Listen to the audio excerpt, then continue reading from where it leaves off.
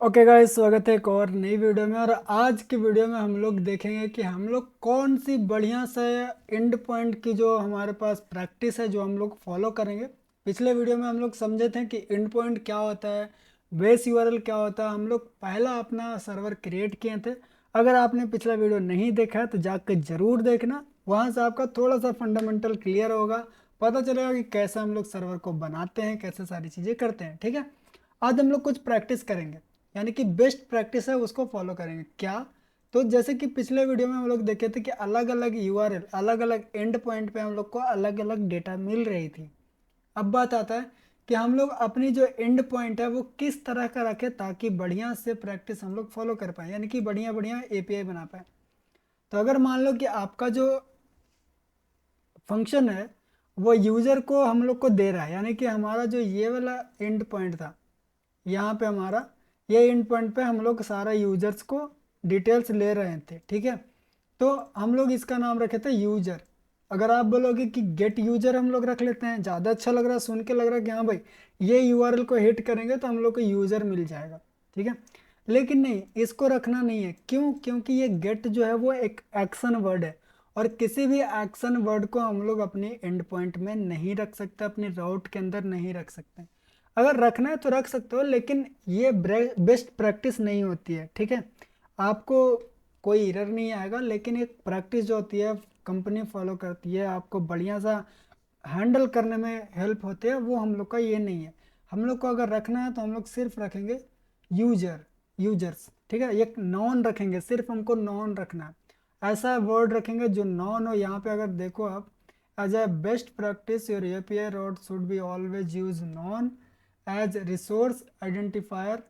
Speaking of there of speaking of the users resources the route can look like this। ठीक है, यानी कि हम लोग सिर्फ नॉन्स रखेंगे अपनी रिसोर्स को, इसको रिसोर्सेस भी बोलते हैं, रिसोर्सेस। ठीक है, अगर मान लो कि कोई ऐसा एपीआई है जिसमें हम लोग पोस्ट कर रहे हैं, यानी कि नया यूज़र क्रिएट कर रहे हैं, तो हम लोग इस तरह से नहीं बोलेंगे क्रिएट अ न्यू ऑर्डर, हम लोग सिर्फ बोलेंगे ऑर्डर, और यहाँ पे हमारा पोस्ट लगा हुआ रहता है। यानी कि ये मेथड से हम लोग को पता ही चल जाता है कि भाई हम लोग क्रिएट करने वाले हैं।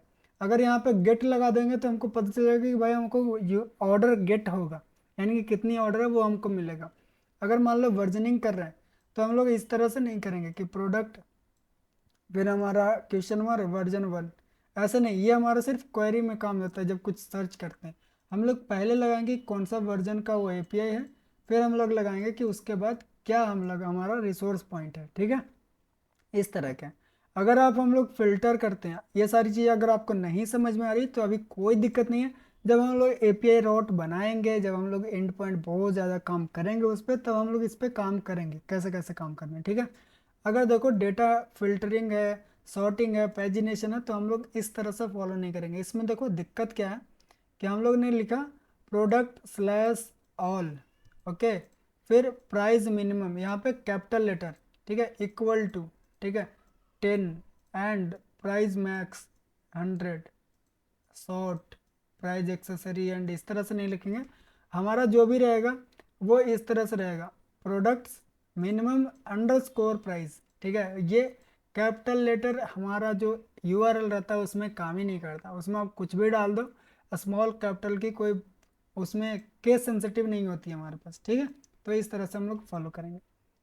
अब आती है एरर हैंडलिंग। अगर मान लो कि एपीआई में कोई भी एरर आया तो हम लोग इंस्टेड ऑफ दिखाना ये कि बैड रिक्वेस्ट है, हम लोग पूरा एक मैसेज दिखाएंगे कि हाँ भाई क्यों ये एरर आ रहा है, ताकि जो भी एपीआई हिट कर रहा है उसको पता चले कि भाई एरर कैसे आ रहा है।